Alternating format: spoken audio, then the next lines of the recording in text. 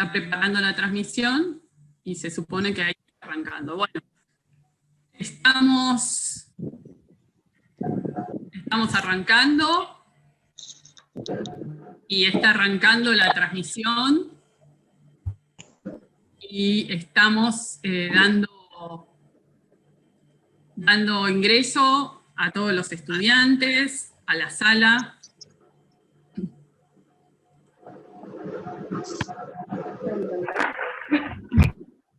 Les pedimos que vayan apagando sus micrófonos para el arranque.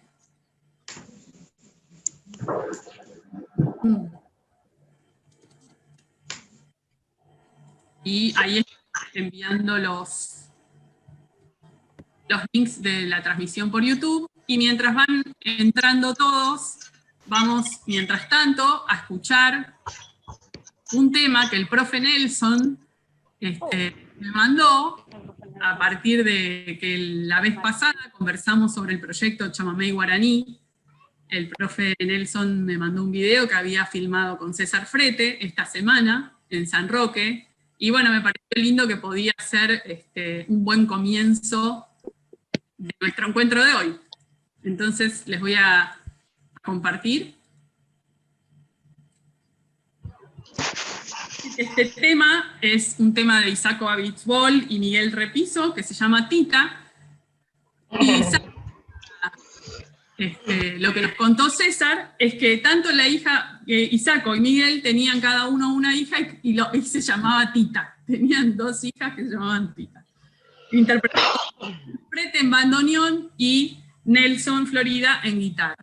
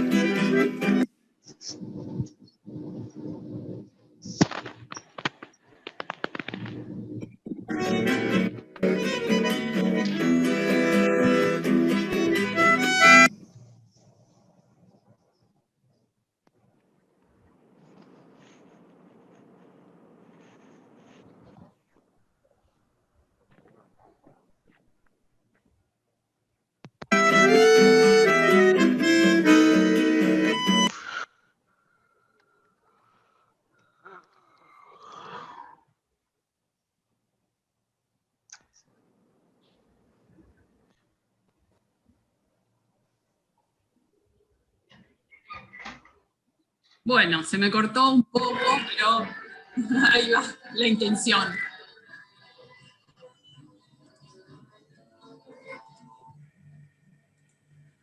La intención de arrancar un poco e ir esperando que vayan entrando los estudiantes. Ya somos 70 prácticamente en la sala. Flor está dando la entrada y ya podemos ir arrancando. Lili, si querés hacer el arranque del encuentro. ¿Cómo no? ¿Cómo están? Buenas tardes. Bueno, bienvenidos a nuestro segundo encuentro del ciclo de reuniones abiertas de equipos de investigación. En esta oportunidad vamos a desarrollar el eje subjetividad de identificaciones. ¿Te escucha, Carito? Yo te escucho, pero mi conexión está complicada.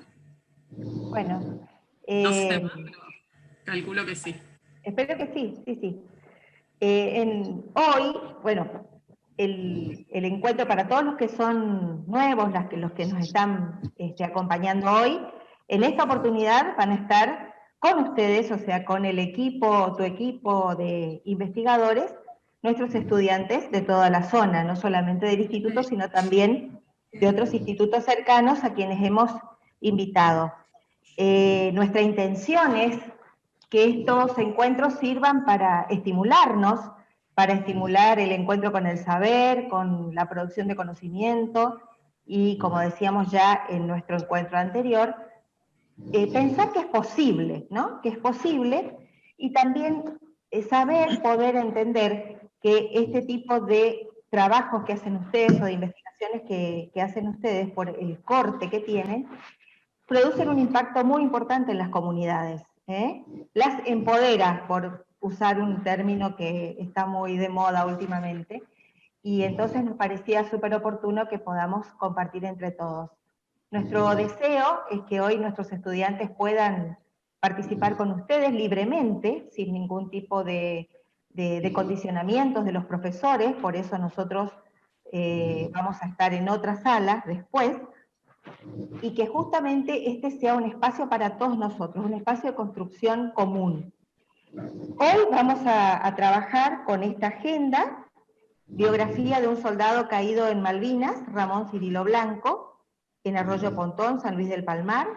En esta ocasión van a estar Flor Conde y Mabel Miranda, desarrollando esta seguramente línea de investigación que dio lugar a la imposición del nombre, ¿no?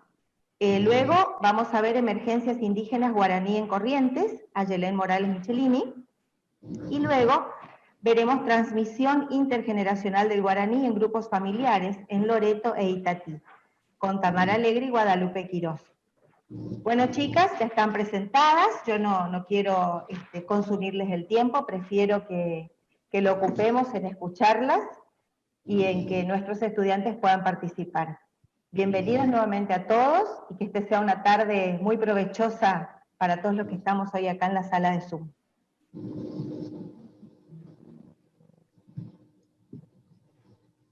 Buenas tardes. Creo que Caro se cayó de su conexión. Ya seguía, pero le di la entrada a Aida, que está con Caro. Aida, ¿estás por acá?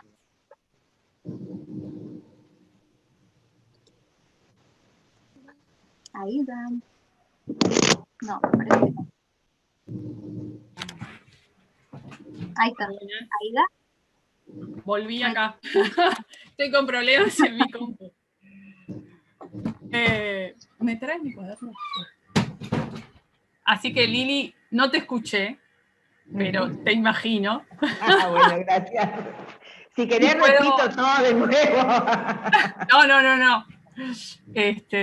Voy a dar la introducción que pensábamos para la jornada del día de hoy, y para recordarle a algunos, los que no estuvieron la vez pasada, nosotros trabajamos sobre un eje, que era el de los saberes locales, el de los saberes comunitarios, y compartimos 3 grandes proyectos, uno terminado, uno muy avanzado y uno empezando, para que ustedes pudieran conocer un poco nuestra modalidad de trabajo y cómo nos hacíamos las preguntas de investigación, ¿no?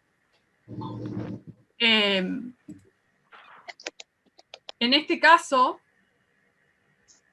el eje que trabajamos para hoy es el de subjetividad, el de identificaciones, que también podemos llamar de identidad.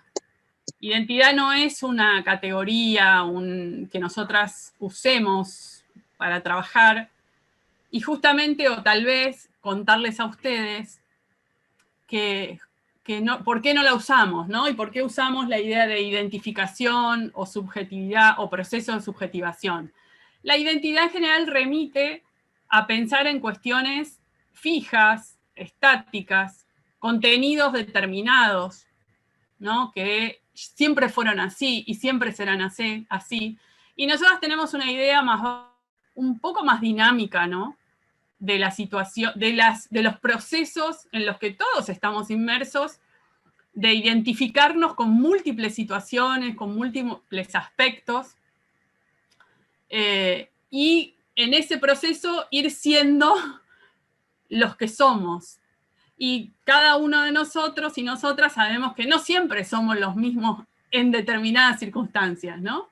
Que parece que a veces somos una o uno en la clase, con el profe, otros somos con los hijos, otro con los padres, ¿no? En cada situación. No hablamos siempre igual, hablamos de determinada manera en un lugar, de determinada manera en otra.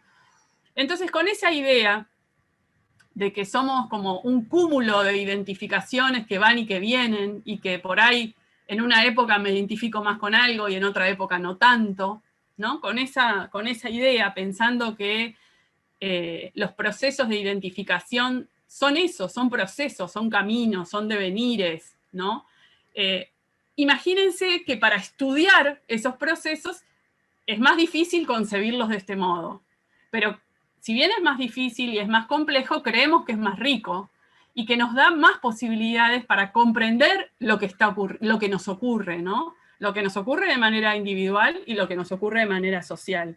Siempre las identificaciones ocurren interaccionalmente, no es yo solo en el espejo, yo sola en el espejo.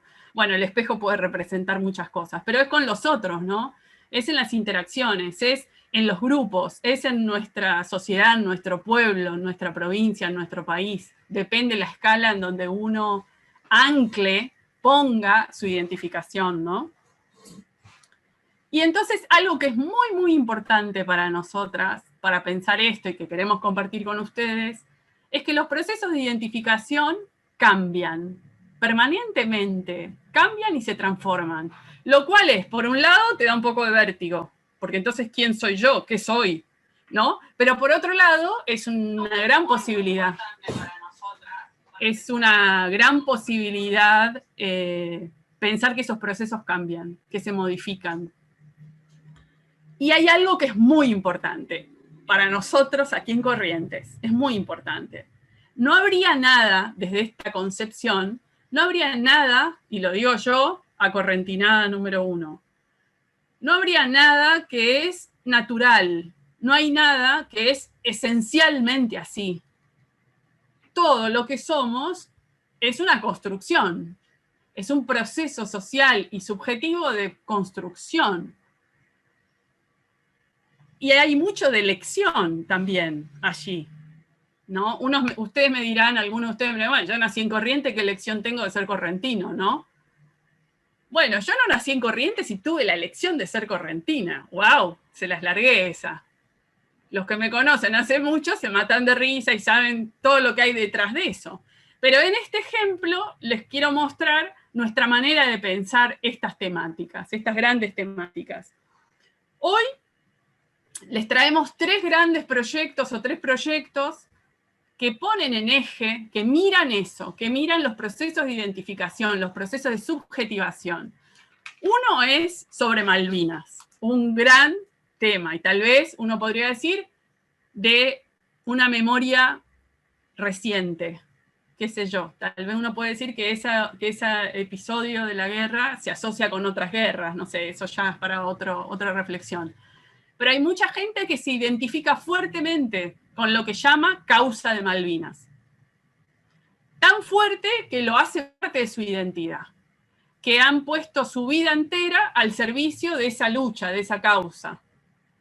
Y entonces se constituye en un proceso de subjetivación, el identificarse fervientemente con esa causa. Y en San Roque, en particular, habiendo trabajado en la escuela 216 en La Lisa, aprendí muchísimo sobre eso, ¿no?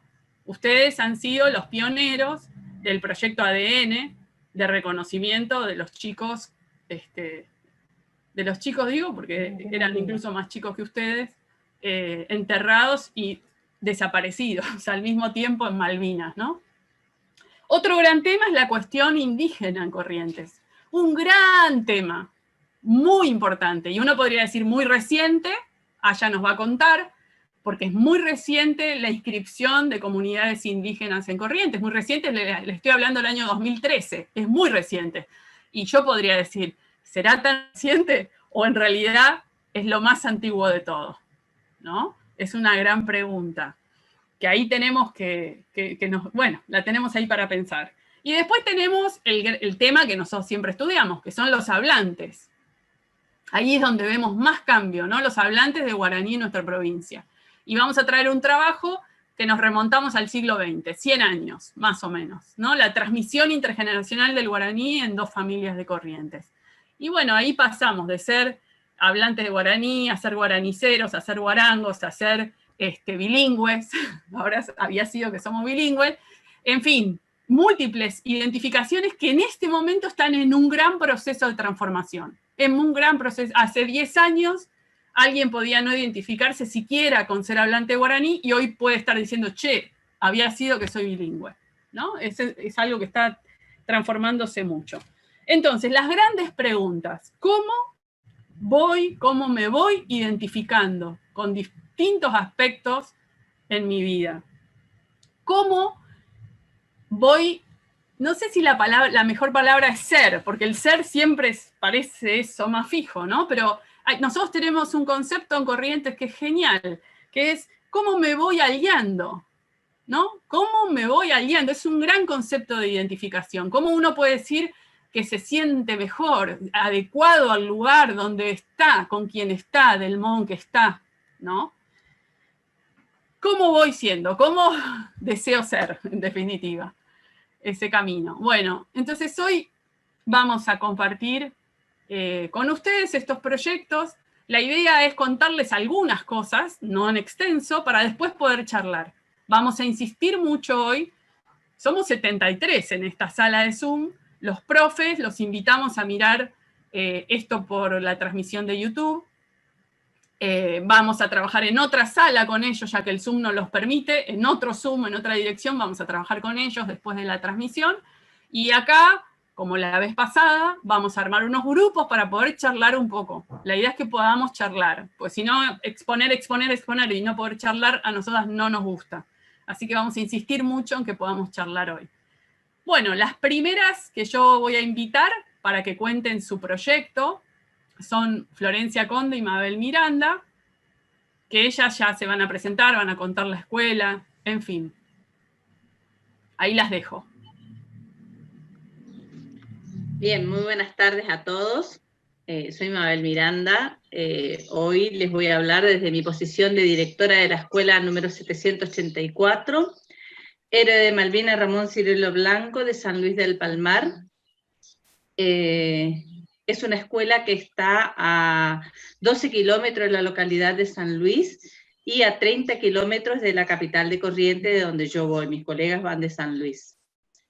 Bueno, en el 2017, yo llegué en esa escuela en febrero del 2015, y tuvimos 2 años con el proyecto de hierba, y en el 2017 me preocupaba mucho que la historia de la escuela en realidad tiene más de 80 años, se la conoce por el número y no por el nombre, tiene un nombre, entonces mi idea de darle identidad a la escuela me parecía importante.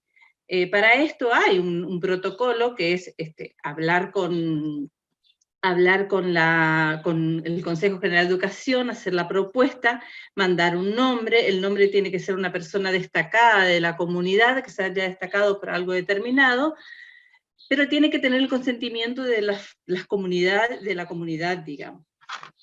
A partir de entonces yo convoco a la comunidad para contarles el proyecto que teníamos, sería nuestro proyecto institucional a partir de ese entonces, darle un nombre a la escuela. Proponemos a los tutores, yo ya venía preguntando, como ustedes, la mayoría conocen mi vínculo con Malvinas, con la causa, digamos, vengo trabajando desde el 2010 con esto, entonces preguntaba si había un excombatiente caído o alguien que podíamos utilizar su nombre para ponerle a la escuela.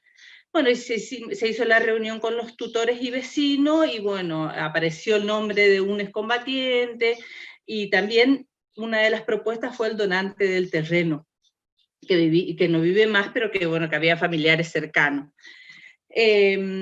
Bueno, entonces hago la propuesta, se manda esa propuesta, se debería mandar al consejo con la biografía las biografías de las personas propuestas. Nuestra idea era investigar sobre la vida de estas personas para que los chicos armen y construyan la biografía de ambos. Nos sorprendió en el año 2017 la inundación en abril, así que todos nuestros proyectos quedaron truncados.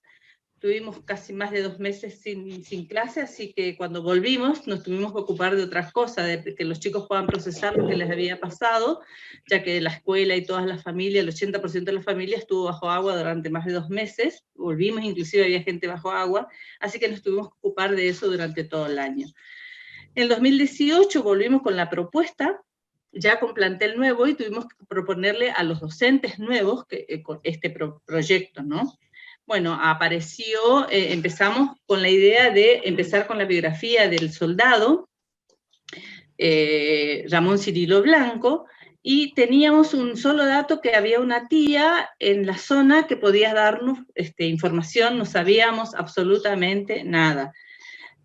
Surgieron muchas dudas e incertidumbres porque no sabíamos de dónde íbamos a sacar la información. Yo le tranquilizaba al maestro con mi experiencia de investigación que de algún modo la investigación nos iba a proporcionar los datos que necesitábamos para hacer la biografía, ¿no?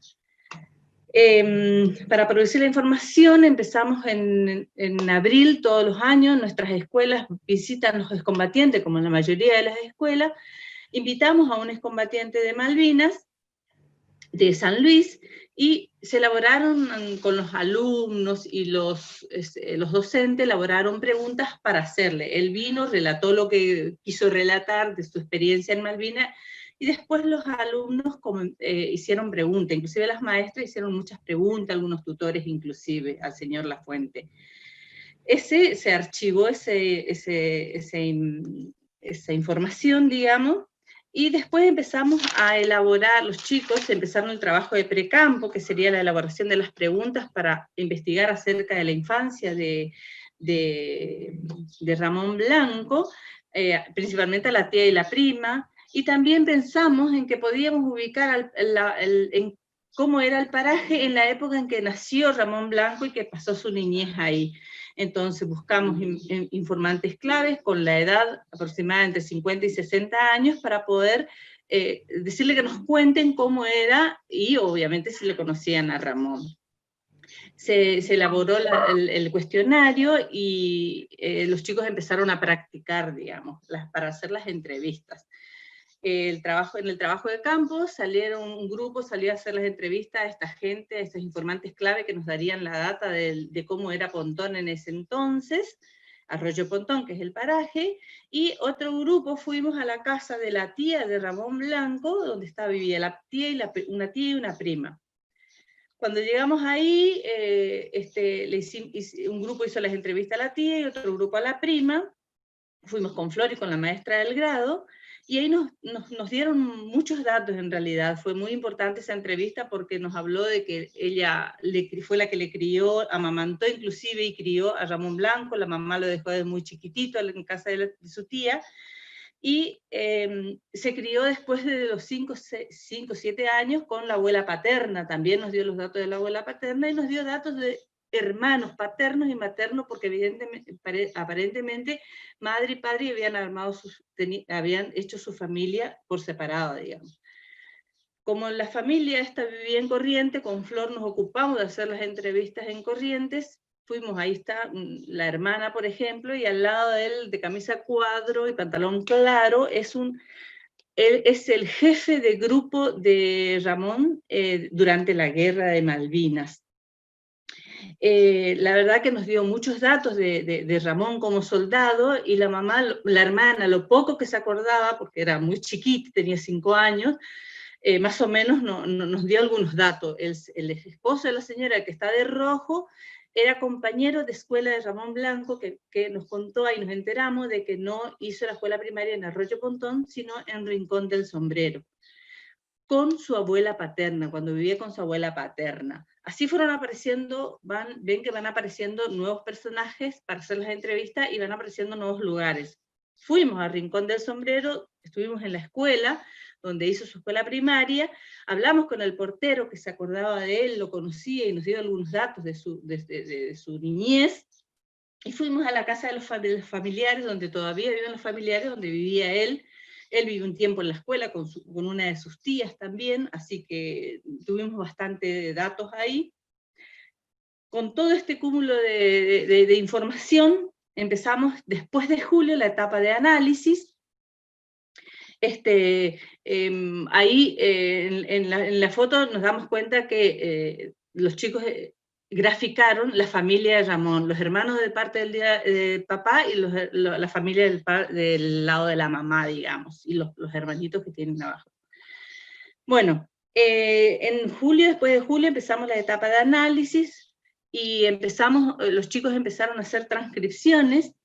Nosotros justo habíamos recibido el equipo de aula digital móvil y teníamos un profesor de computación en ese momento, que era Juan Pablo Florentín, que es de acá, es oriundo de San Roque, hijo de Juan Manuel Florentín, y él nos dio el apoyo técnico y también el acompañamiento en esta etapa del proyecto, porque asistía a los alumnos, junto con a los alumnos, a las maestras, para hacer las transcripciones y el manejo, digamos, de las computadoras. Hacíamos grupos de 3 o 4, 2 o 3 alumnos, para que puedan hacer las transcripciones, digamos. Con toda la información que teníamos, tercero y cuarto se encargó de trabajar con la información que dieron los informantes clave acerca del paraje, y redactaron un texto narrativo con toda la información que teníamos. Los alumnos de sexto releyeron varias veces, porque les entregamos las transcripciones en forma escrita, y releyeron muchas veces, y realizaron monólogos de los familiares y de los soldados, entre ellos el jefe de grupo, digamos, de Ramón, de la época de Malvinas. Como resultado de este análisis surge la primera versión de la biografía, que se presenta en una jornada de intercambio en la Feria de Ciencia, donde le invitamos a Carolina también para que nos escuche. Y cada grado expuso lo que trabajó, y así pudimos reconstruir y unificar los datos que teníamos sobre la biografía. Esto sirvió también como práctica para contar en un evento que nos invitaron, que es el encuentro etnográfico con niños, niñas, adolescentes y jóvenes, que se realizó en la UNE, en Resistencia, donde los chicos contaron la biografía completa con los maestros. Los alumnos fueron los alumnos de tercero a sexto grado, con tutores y docentes. Ahí están los chicos trabajando. Después se hizo la devolución a los familiares entrevistados, y estuvieron la tía y la prima del paraje, el jefe de grupo, la hermana materna. Bueno, cuando nosotros hicimos la entrevista a la hermana materna de Corrientes, nos cuenta que la mamá en la década del 90 fue a Malvinas, y que ya no vive la mamá ni el papá, por supuesto, y no encontró a su hijo. Llevó anotado el papelito porque era analfabeta, y no encontró a su hijo. Era un soldado argentino solo conocido por Dios, y ella no sabía cómo hacer para que lo puedan identificar a su hijo. Entonces yo ahí obviamente le cuento mi vínculo con los inicios de este proyecto de ADN, con la Fundación No Me Olvide, y le establezco el contacto para que puedan venir a sacarle la muestra de sangre. La extracción de muestra de sangre se hizo en noviembre de 2018, y nos pidieron que les acompañemos, Flor y yo nos fuimos a acompañarle. Tuvo el equipo de antropología forense en las extracciones, y se elaboró un acta ese día, y ahí fue muy importante la investigación, porque los aportes que pudimos hacerle sobre la vida de Ramón Blanco fueron muy importantes. La tía tenía algunos datos de la niñez, la hermana tenía muy pocos datos, entonces nosotros pudimos aportar, los hermanos también paternos tenían muy pocos datos, entonces pudimos aportar gran parte de esos datos, digamos. Los resultados del ADN fueron en 2019, en enero del 2019, y también fuimos invitadas por la familia para participar, y otra vez la investigación cobró un sentido muy importante para los datos que preguntaba la Cruz Roja, el Ministerio de Justicia que estuvo, y el equipo de antropología forense. Ahí ellos se vieron por primera vez los hermanos maternos y paternos. El 14 de junio de ese año se impuso el nombre, y además de la imposición del nombre en el acto, se entronizó la placa traída de Darwin de soldado argentino solo conocido por Dios, que obviamente fue reemplazada por la de su nombre. La entregaron a la escuela, a la Comisión de Familiares de Caídos, trajo la presidenta personalmente, y entregó en custodia a la escuela mientras dure la existencia de la escuela. Ahí fue un acto muy emotivo, donde estuvieron toda la familia materna y todas las familias maternas se encontraron por primera vez, y la verdad que es un acto donde estuvieron presentes autoridades nacionales, locales, provinciales, excombatientes de la provincia de San Luis, y prácticamente toda la comunidad. La verdad que los chicos presentaron en ese acto públicamente la biografía completa de Ramón Blanco, y bueno, la familia ahí pudo escuchar, la familia completa pudo escuchar la biografía de Ramón Blanco. Hicimos un folleto casero y repartimos en ese momento. Bueno, le doy la palabra a Flor para que siga. Muchas gracias por escucharnos. Bueno, no saqué la pantalla todavía porque, bueno, esta foto es muy significativa, no me tocaba decir eso, pero lo voy a decir, porque por un lado está la familia en el mástil de la escuela con la placa de soldado argentino solo conocido por Dios, y después está la placa, es la tumba en Darwin, ya con el nombre de Ramón, que hasta ese momento había estado como soldado argentino solo conocido por Dios, y ahí ya tenía su nombre. Bueno, ahora sí me concentro acá. Bueno, buenas tardes, yo soy Florencia, y bueno, ya me presenté la semana pasada. Entonces, me dedico sobre todo a la investigación hace unos años por una beca que tengo, y trabajo en la escuela 784 desde el año 2015. Cuando por ahí la semana pasada habíamos comentado un poco cómo la investigación se incorporaba a la escuela y cómo servía para ciertos proyectos, y también como por los intereses del propio equipo de investigación que coordina Caro. Y ahora volvemos a ver cómo la investigación social aparece como una herramienta para concretar un proyecto escolar. Yo venía trabajando, como dije, desde el año 2015, y si bien a mí me interesaba la investigación con niños, que era algo que ya estaba instalado en las escuelas, y también, por supuesto, Malvinas me generaba interés, pero la verdad que no era mi tema central. A mí me interesaban los usos del guaraní, también ciertos saberes locales, comunitarios, como dijo Caro, algunos de los cuales contamos la semana pasada, por ejemplo, las hierbas medicinales, el chamamé, ciertas prácticas. Bueno, tenía como una visión un poco acotada de los saberes tradicionales, locales, comunitarios. Y en ese momento no podía haber una asociación entre Malvinas y los saberes locales, porque como que decía, bueno, esta guerra que nos atravesó a todos los argentinos, como que me costaba ver la cuestión local. Y la verdad que es algo que aprendí a deconstruir en la investigación. No solo yo aprendí, todos hemos aprendido a trabajar colaborativamente, más allá del grado y de la posición institucional de cada uno. En el caso de las maestras y el profesor de computación, Juan, también aprendieron que no solo se puede enseñar lo que está en los libros, en los manuales, también se puede enseñar se pueden producir otros conocimientos, eso que no se sabe y que genera como también a la vez mucha incertidumbre, como decía Mabel en el inicio que decían las señas. Y también otro punto interesante en relación a las maestras es que en el proyecto se generaron espacios en los que ellas podían compartir imágenes, recuerdos, experiencia de ellas mismas durante los años de la guerra, no solo desde los discursos de los libros, de los actos que venían enseñando, sino de recuerdos familiares, como docentes, como ciudadanas, como familiares de excombatientes. También relataban los momentos de tristeza, de alegría de esos años, y también qué significaba la guerra para ellas, ¿no? Y eso fue algo novedoso en el modo de abordar Malvinas en la escuela. Los alumnos, voy a decir algunas de las frases que ellos dijeron, así las digo tal cual. Aprendieron a ser valientes y no ser tímidos, a hablarle a otras personas por primera vez, a respetar a las personas que nos contaban su intimidad. Aprendieron también, dicen, que a las personas les hace bien hablar, aunque a veces se emocionen. Asimismo, también valoraron el trabajo que hicieron, diciendo que fue importante, porque gracias a nuestra investigación se identificó la tumba de Ramón, y trajeron la placa, que es un pedacito de Malvinas, a nuestra escuela. También fue importante porque le pusimos nombre a nuestra escuela. Antes no tenía identidad, ahora todos sabemos quién fue Ramón y por qué se merece que nuestra escuela lleve su nombre. Y finalmente también destacaban algunos aspectos de aprender a hacer investigación en la escuela. Decían, cuando empezamos todo parecía difícil, nos daba cosita escuchar que íbamos a investigar, pero después nos pareció divertido, difícil pero divertido. Y así como los alumnos, las maestras, todas nosotras, los pobladores del paraje, todos conocimos a este Ramón Cirilo Blanco, un niño de zona rural, hablante de guaraní, que trabajaba en la chacra, que no logró terminar la escuela primaria.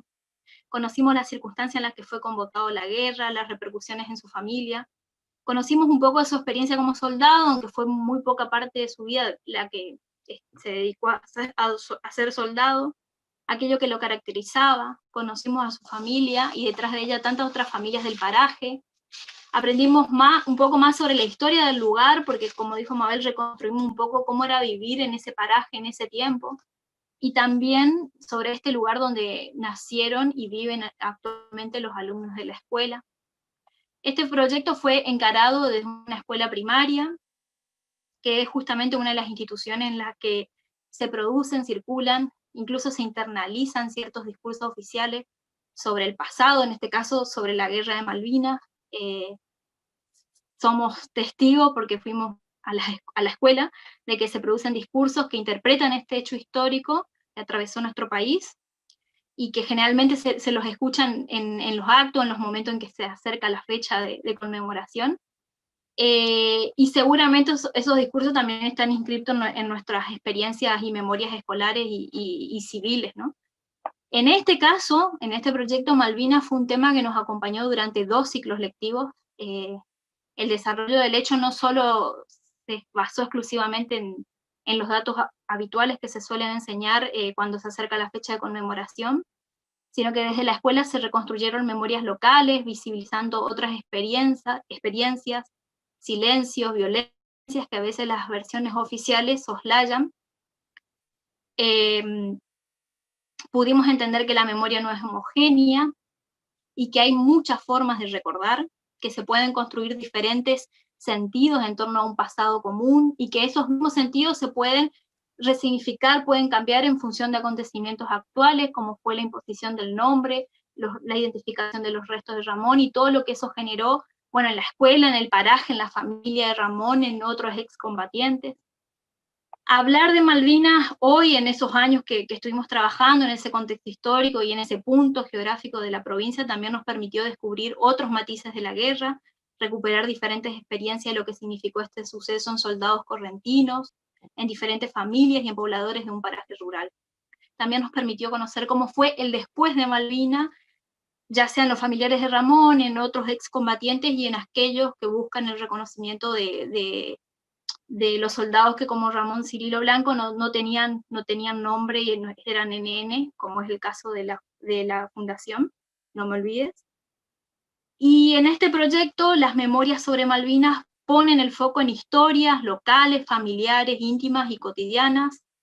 Estas memorias hablan de la guerra, porque hablamos todo el tiempo de la guerra, pero también de la pobreza, del hambre, de la migración a la ciudad por falta de recursos, de la desigualdad en el acceso a la información, de las lenguas que se hablaban y se hablan, de noticias equívocas sobre los fallecimientos de soldados, de avisos tardíos, de ocultamientos intencionales, de olvidos, de lutos, de un antes y un después de la guerra. En este proyecto aprendimos cómo los grandes eventos históricos, en este caso la guerra, pueden ser rastreados a pequeña escala, en memorias cotidianas, en prácticas íntimas, mínimas, donde también se elaboran sentidos sobre la guerra.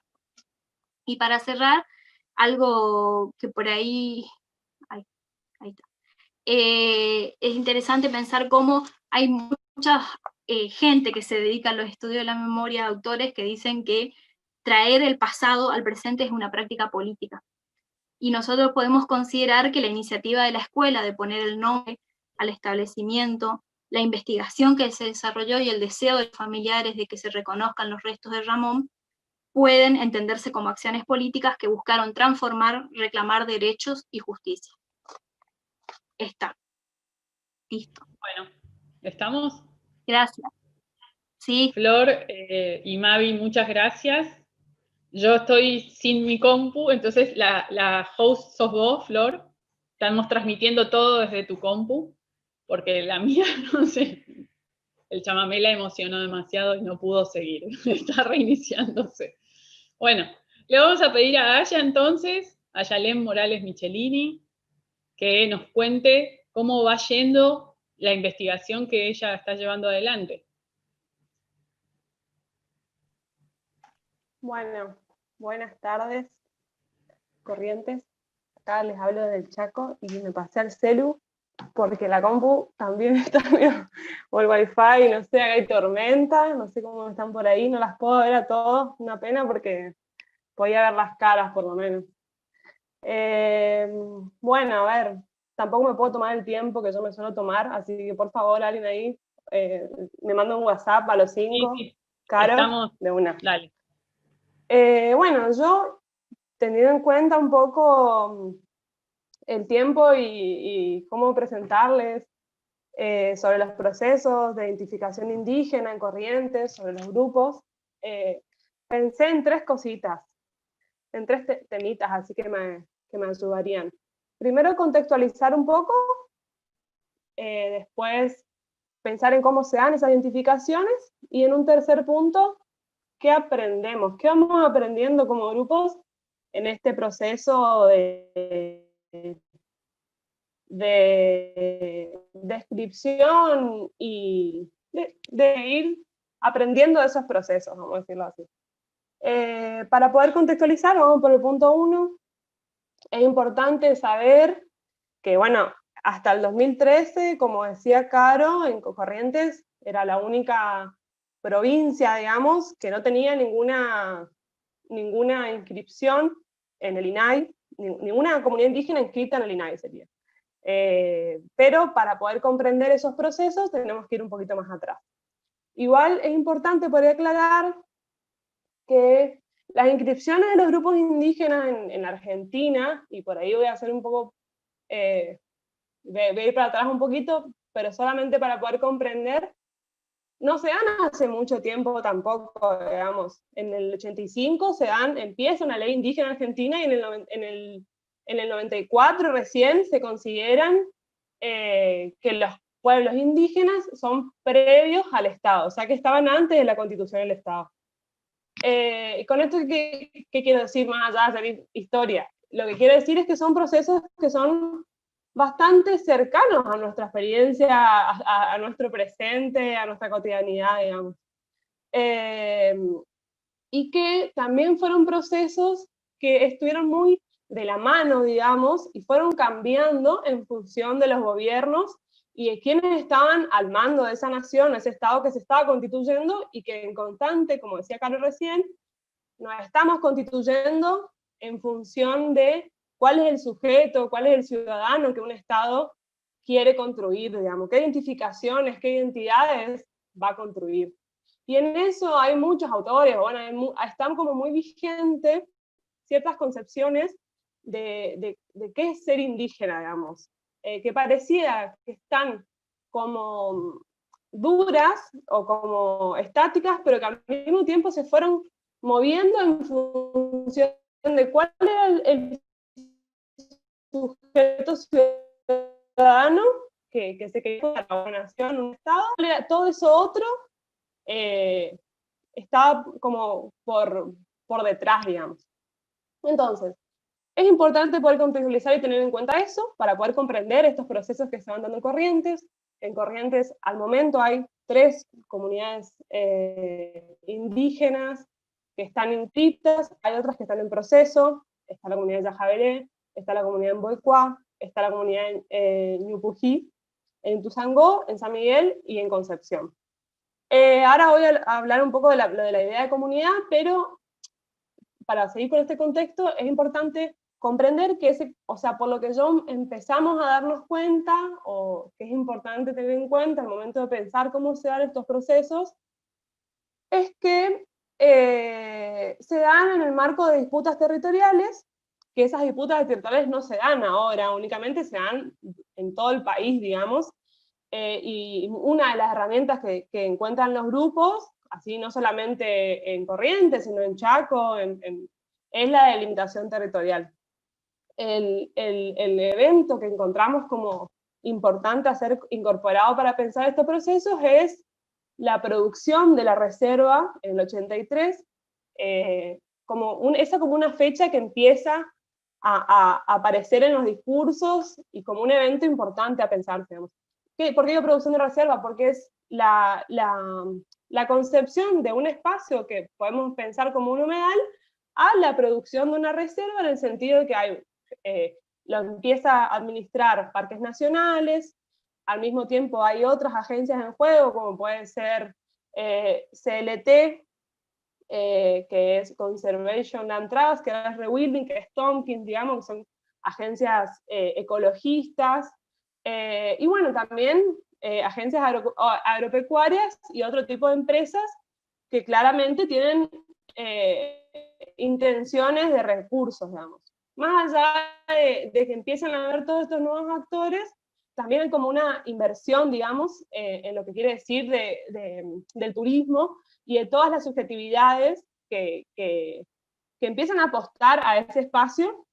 Entonces yo pienso que no solamente es un desplazamiento territorial de la gente que comúnmente vivía ahí, sino que también son como desplazamientos subjetivos. Esto que decía Caro de las identificaciones van constantemente cambiándose, entonces también hay como nuevos sentidos que se le dan a ese espacio y a los usos de ese espacio y a los que habitan ese espacio. Los animales, la tierra, las plantas, bueno. Entonces para mí, para poder comprender los procesos de los grupos indígenas en Corrientes, es importante más o menos tener en cuenta todas esas cositas. Seguramente muchas más, pero bueno, vamos por ahí.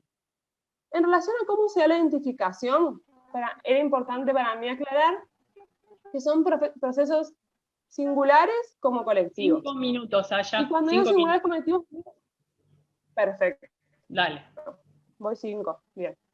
Cuando digo singulares como colectivos, quieren decir que no necesariamente estas identificaciones son las mismas, o sea, no todos hoy los que se reivindican en tanto indígenas o con antepasados indígenas, se identifican de la misma manera. Algunos piensan en la lengua como algo que los llega a acercarse a ese pasado indígena, otros una cuestión de identificarse por las prácticas, otros en relación a un pasado, que me parecía muy importante que cómo lo van planteando Flor y Mabel, en el sentido que hay como una repensar el pasado, un indagar en el pasado, porque en parte de este proceso los grupos tienen que hacer una reseña histórica, entonces hay como un repensar de ese pasado, que a veces por otras prácticas, como las escolares, como también decía Flor, hay un pasado que no siempre estuvo cerca en la escuela o cerca a nosotros para poder pensarlo.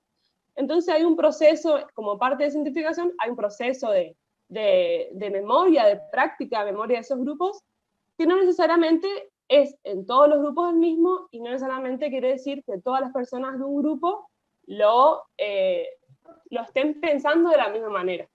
Por eso yo quería hablar por ahí un poquito de la palabra grupo, comunidad, que en Argentina es como muy común pensar las comunidades indígenas como comunidades totales, agrupadas, muchas, todas las mismas, pero en realidad eso también es eso también es una categoría producto de estatal, digamos. No necesariamente las comunidades tienen que vivir en comunidades, y por ejemplo, hay casos en las comunidades corrientes que pueden ser familias que se estén inscribiendo, y hay otras que no, digamos, que no se identifican con ese pasado, y que se puede dar así también. Bueno, hay estatutos en los grupos que también los organizan a partir de esta inscripción. Por ahí quería contar un poquito de eso.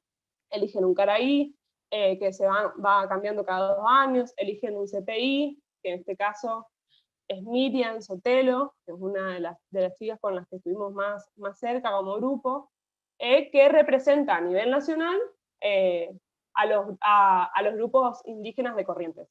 Esto es un proceso de movimiento, donde hay que tener, como decía, varias cosas en cuenta al momento de pensarlo, y como para ir cerrando, me voy a ir al último puntito, que es lo que fuimos aprendiendo en este tiempo. Bueno, pues después podemos seguir charlando. Creo que en este tiempo, mucho de lo que fuimos pensando tiene que ver con cómo esto exime a los grupos indígenas de Corrientes, sino cómo somos cada vez más conscientes de que las construcciones son en función de ciertos momentos históricos, que las construcciones de qué es lo que es ser indígena o no ser indígena, hay ciertas representaciones, pero a la vez estos mismos grupos están intentando romper con ciertas concepciones, y cómo al mismo tiempo que intentamos romper con estas concepciones de que los indígenas están lejos, o están todos muertos, o están extintos, estos procesos nos enseñan que en realidad esas identificaciones son situacionales y tienen que ver mucho con disputas grupales y singulares, y tienen que ver mucho con los procesos que se van dando en los momentos particulares históricos, ¿no? Entonces, y al mismo tiempo creo que al momento de pensar las identificaciones de los otros, también pensamos las nuestras, así como cómo se construyó lo indígena en función a, o no se construyó lo indígena, cómo se pensó lo indígena en relación a lo correntino, cómo se pensó lo indígena en relación a lo choqueño, cuáles son las identidades que nosotros tenemos que decir, bueno, pero ahí sí o sí tienen que haber lazos de sangre, y a cuáles identidades quizá no le cobramos tanto eso, cuáles son las identificaciones que pueden decirse más tranquilas, yo soy esto, yo soy lo otro, y a cuáles le demandamos más cosas probatorias para que nos digan si es así o no. Bueno, creo que voy a usar la palabra que usó Flor, que en este andar y aprender de esos procesos, que no son lineales y son conflictivos, se dan a partir de disputas, también vamos deconstruyendo ciertas ideas en relación a cuáles son las identificaciones y cuáles son las construcciones respecto a lo indígena, y no solamente respecto a lo indígena, sino a diferentes grupos, y también a las identificaciones que nos damos como choqueños, correntinos. Así que eso, ahí voy, porque no me puedo controlar el tiempo, así que no. Voy a cerrar ahí, cualquier cosa. Sí, ya estaría, Guada. Bueno, muchas gracias. Guada, discúlpame, te cambié el nombre. Estamos con problemas de conexión porque Guada está en San Miguel y bueno, estamos una en cada punta. Muchas gracias, Aya. Muy interesante para todos nosotros aquí en Corrientes escuchar tu investigación. Bueno, ahora le vamos a pedir, en tercer lugar y como último trabajo, a Tamara Alegre y a Guada Quirós. Si puede Guada, si no yo también estoy porque participé muy activamente en la investigación que las chicas van a contarles. Así que también soy parte muy activa de ese proyecto, pero las chicas, aparte de ser una parte activa del proyecto, son muy protagonistas, o las protagonistas desde mi punto de vista principales, porque tanto Guadalupe como Tamara son investigadoras y son miembros de las familias con quienes hicimos este estudio que ellas les van a contar. Así que ellas participaron en un doble rol, hablando de identificaciones múltiples. Como pariente de la familia, como investigadora, y bueno, y ellas dirán si como hablantes de guaraní o no, o qué han descubierto en el camino. Baichapan de Carú, Cherera Alegre, Aiko Tarahuipe. Y por bueno, acá con esto de la conectividad entre que estamos por Aitereí, de estar juntos, y estamos un poquito ahí de no saber cómo nos va a ir. Pero bueno, como Flor, hace unos años puedo estar dedicándome a la investigación. Antes de tener una beca UNE-CONICET, trabajé como docente en el Instituto Superior de Cacatí. Guadalupe también es profe de ese instituto, así que bueno, nos da mucho gusto poder estar acá con ustedes, ahora solamente con los estudiantes y el equipo. Agradecemos el espacio una vez más. Y bueno, voy a compartir un poquito brevemente nuestra experiencia Pienso mucho en lo que compartió Ayalén recién, porque cuando yo empecé la facultad para estudiar el profesorado, fue en el 2010, y en el 2012, cuando cursamos Antropología Social y Cultural, entre las distintas cosas que hicimos, Carolina nos va comentando sobre las comunidades indígenas y la educación en contextos educativos interculturales bilingües. Y yo salí de la escuela normal de Corrientes con la idea de que los indígenas ya no existían y mucho menos hablar de lenguas indígenas, o sea, no tenía idea de la existencia de las lenguas indígenas en nuestro país.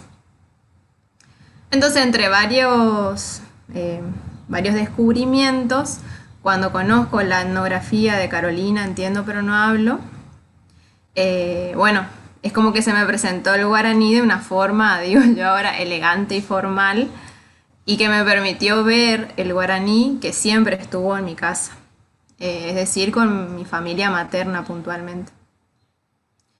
Entonces, bueno, fue como un descubrimiento y decir, bueno, o sea, yo después de conocer el trabajo de Carolina dije, mi mamá habla guaraní, mi abuela habla guaraní, mi bisabuela habla solo guaraní. Entonces empecé a preguntarle a mi mamá si ella hablaba guaraní y ella me dice, entiendo pero no hablo, como el libro de la profe que tenía en la facultad en ese momento. Y bueno, digo así porque ahora, desde ese momento, conformamos parte del equipo de investigación que dirige Carolina y empezamos un camino juntas, Guada, Caro y yo, para investigar sobre qué pasó con la transmisión de las lenguas en nuestras familias. Y algo que lo primero que le dije a Carolina cuando empezamos a ver como posible esta línea de estudio, es que para mí nuestro caso familiar era un caso típico del discurso de la prohibición, que es una categoría que ella explica y escribe en su investigación, porque teníamos la generación de mi bisabuela monolingüe guaraní, la generación de mi abuela bilingüe, la generación de mi mamá que dice que entiende pero no habla el guaraní, y mi generación que no entendía ni hablaba la lengua nativa. Después, hablando de las identificaciones y de cómo eso va cambiando en relación a lo que vamos haciendo juntos, por ejemplo, con la investigación, el disponernos un espacio, un tiempo en reuniones para poder conversar sobre nuestra relación con las lenguas, intentando comprender qué pasó. Bueno, mi mamá en su momento dice que había sido que es bilingüe, también se da cuenta de su repertorio lingüístico que está el guaraní, le puede poner nombre también a eso y se puede identificar como bilingüe. Bueno, hoy por hoy no sé si puedo decir que soy monolingüe, no me animo tampoco a decir que soy bilingüe, pero bueno, sí siento, y es algo que venimos conversando mucho, por ahí sí siento la vergüenza que un guaranicero, una guaranicera puede sentir ante hablantes monolingües castellano o que son de otros lugares. Sí siento la alegría del clima familiar cuando todos nos reímos en guaraní. Ahora vengo pensando mucho en lo que pasa cuando nos acostamos a dormir, que es como un momento donde fluye entre la picardía, los chistes, la intimidad, hablar en guaraní. Bueno, entonces ahora me estoy controlando el tiempo, voy a compartir unas fotitos y le voy a pasar la palabra a Guada. Puedo compartir, ¿no? Acá. Para que sepan más o menos, ahí ven, cómo fueron esas reuniones familiares. Tengo fotos de la familia de Guada y la mía. Hicimos 2 encuentros familiares. La primera entrevista, en mi caso en Itatí, con las 4 generaciones. Este es de Loreto, con Guada y su familia, ahí está Caro también. Después, algo que hicimos para compartir un poco la metodología de trabajo fueron nuestros árboles genealógicos. Ahí estamos armando el de Guada. Ahí están mirando los papás de Guada, tías, primos, su árbol. Y en el árbol identificábamos con colores quiénes hablaban solo castellano, quiénes solo guaraní, quiénes eran bilingües. Ahí está mi abuela mirando nuestro árbol. Y ahí, en este segundo encuentro, lo interesante era que íbamos completando juntos el árbol. Después armamos como nuestras biografías lingüísticas en un esquema, contando, bueno, cuál fue nuestra primera lengua, en qué lugar aprendimos el castellano, cuándo el guaraní, también los lugares donde vivimos. Y esto en el segundo encuentro también fueron completando, así como hicimos con el árbol genealógico. Ahí no sé si mi tapa acá esto, ahí está. Si ven bien las fotitos, estamos con mi bisabuelo, mi abuela y Caro. Acá estamos con los abuelos de Guada. Bueno, para ir cerrando mi parte, esto que les explicaba del caso típico del discurso de la prohibición, fuimos viendo cómo esa primera generación de mi bisabuela y mi bisabuelo hablaban a sus hijos en guaraní.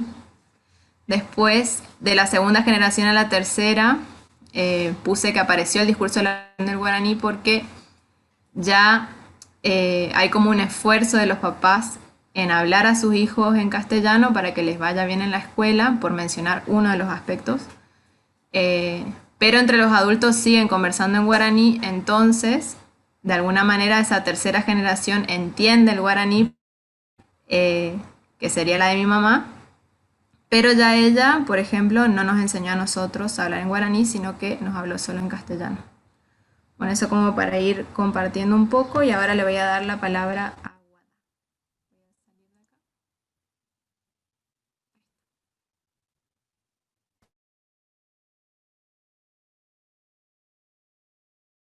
No sé si está Guada por ahí.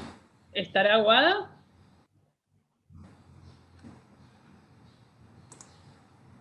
No sabemos si está conectada o si... Aparentemente está. A ver, Se la ve en pantalla. por ahí no puede hablar. Estoy, dice. Está. A ver, Guada, tu micrófono. Si no la podés llamar, Tami. Ahí la llamo. Pero está ella. Sí, Claro, dice pero que no no se le la funciona el micrófono. Y si no, no sé que te pasé, Flor, el videíto, si lo pueden pasar, tal vez arrancamos con eso. Mientras Dale. ellas conectan, Bueno, pero comparto desde el celu porque no pude descargar todavía. de donde sea que funcione. Bueno, vemos, a ver. A ver, A ver, pruebo. antes de arrancar, yo le hago la intro. Dale, yo me entro. Les vamos a compartir, medio para ir cerrando ya, sea que Guada se pueda conectar o no, en el proceso que fuimos haciendo en esta investigación, con Tami, con Guada, se me confunden todos los nombres, fuimos bueno, pensando muchas cosas y también escribiendo y compartiendo escritos y escribiendo juntas. Yo aprovecho este momento para decirles que ahora hace muy poquito salió un libro en donde nosotras escribimos 3 capítulos sobre este tema que están contando Tami, que bueno, si Guada puede llegar cuenta, que son, bueno, para mí son muy lindos, sobre todo el escrito de Tami y el de Guada. Si puedo, les voy a mostrar la tapa del libro, se llama Hablar lenguas indígenas hoy, y bueno, y nosotras escribimos un apartado ahí.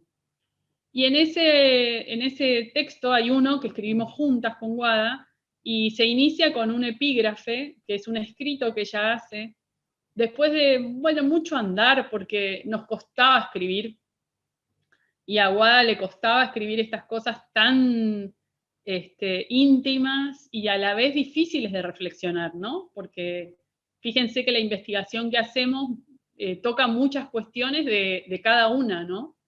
Entonces esto es lo que muchas veces se llama, que hacen los investigadores o las investigadoras nativas, que trabajan sobre su propia, como hicimos con los nenes en su contexto, bueno, en este caso lo mismo con Guada. Bueno, y escribí un texto que a mí me gustó mucho, muy hermoso, que nos sirvió mucho para pensar muchísimas cosas, que se llama En mis sueños hablo bien guaraní, y que lo publicamos en ese libro que les estoy diciendo, y que si podemos, lo podríamos compartir en la voz de Guada. No sé, Flor, a ver. A ver, vamos a probar. 2 segundos porque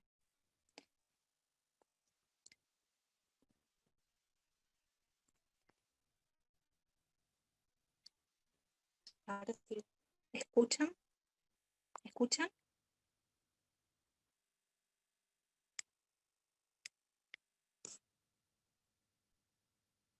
No, no, Flor, no se escucha el video, sino tu clic.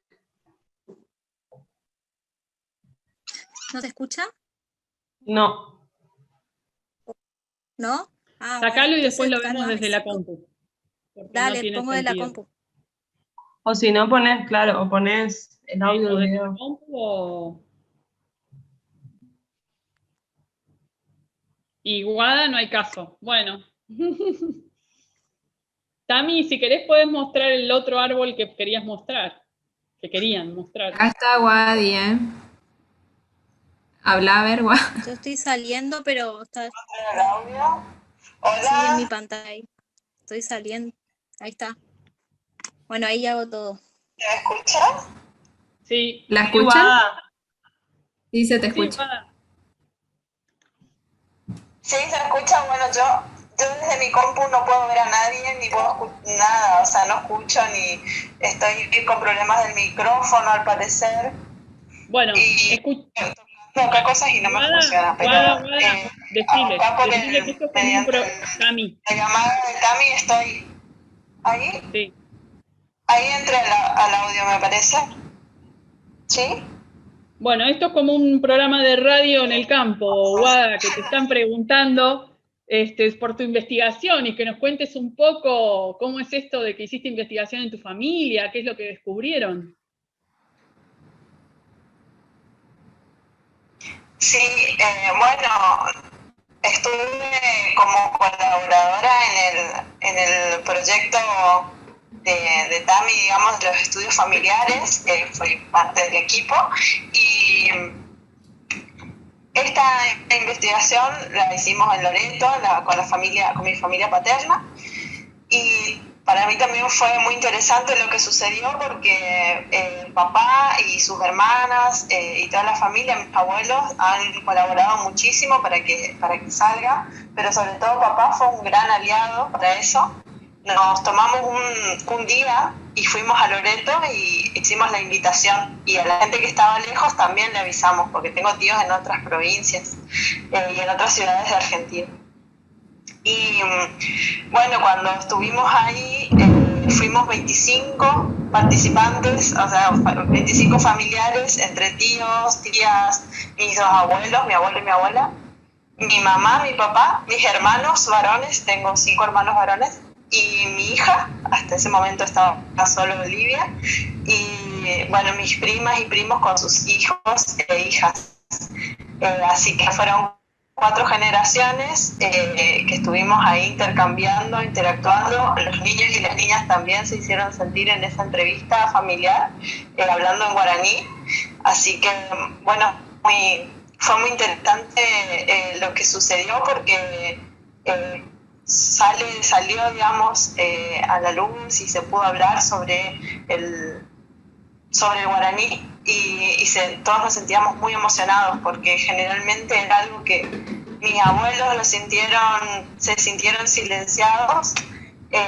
Mi papá y mis tíos ya decían que no, que ellos hablaban con todos, pero sucedió que a nosotros, mis primos y a mí, a mis hermanos, no nos enseñaron. Tampoco no nos hablaban libremente, no había problema, pero no nos hablaban a nosotros, se hablaban entre ellos para que nosotros no entendamos, pero aún así pudimos ir decodificando y aprendiendo algunas cosas, así que en las 4 generaciones que estábamos presentes se manifestaba que entendíamos, en algunas generaciones más de lo que hablábamos, pero en general sí se da que todos hablamos algo y entendemos bastante más de lo que hablamos. Eso es como lo que pudimos ver ahí. Y no sé si hay algo más que por ahí me quisieran apuntar para seguir hablando. Estoy un poco nerviosa por la conexión. Sí. Vamos a cerrar, ¿saben qué? Por el tiempo, por todo, me parece que está bueno así, y vamos a cerrar, vamos a tratar de pasar el videíto para darle cierre a todo, con el video, que lo va a transmitir Flor desde su compu, que esperemos que ande, y bueno, y si no, seguimos adelante, lo que haya.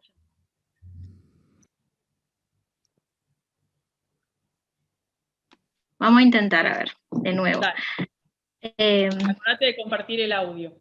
Sí, pero en el celu no encontraba esa opción, por eso no Claro. salió. Dale. Ahí voy a compartir. Paciencia, ahí está. Y a ver, Dale. ¿me dicen si anda? ¿Si escuchan, quiero decir? Sí, ahora sí.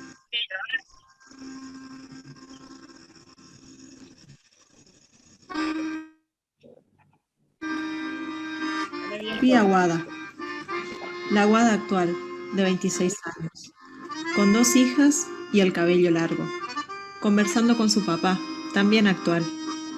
No era cualquier conversación, o mejor dicho, era una conversación cualquiera, pero en guaraní, que no es poco decir, porque esta Wada, siente que en la realidad no lo hace bien. Siente que su guaraní es rudimentario, que tiene un repertorio de palabras acotado y eso a veces le genera incomodidad, vergüenza y al mismo tiempo ganas de decirlo igual, de gritarlo, de descubrirlo así, diciendo. Otro día u otra noche la vi cantando ya. Cantaba una polca muy alegre y rápida. Encadenaba palabra por palabra sin equivocarse, sin dudar.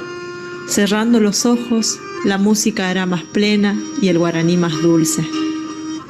La feliz llegada del guaraní alojó en mi cuerpo de recién despertada o recién levantada un sentimiento inexplicable. Si me preguntás, no recuerdo el sueño, es decir, las palabras exactas, el lugar y esas cosas. Mi memoria seleccionó lo más importante: el guaraní, la música y papá. No lo dije al principio, sucedió en mis sueños. Y Wada soy yo.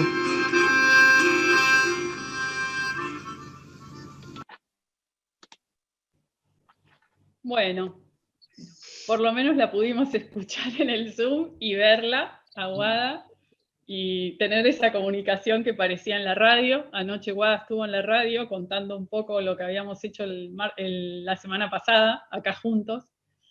Así que bueno, ahora sí vamos a finalizar la transmisión. Eso lo tiene que hacer Flor desde su compu. En el botón de arriba a la derecha tiene que poner detener la transmisión. Y entonces los profes van a ir al Zoom, que ya está habilitado para ellos, y nosotros vamos a quedar aquí, una vez que termine la transmisión, trabajando juntos. Cuando digas, Caro. Pues ya. Bueno.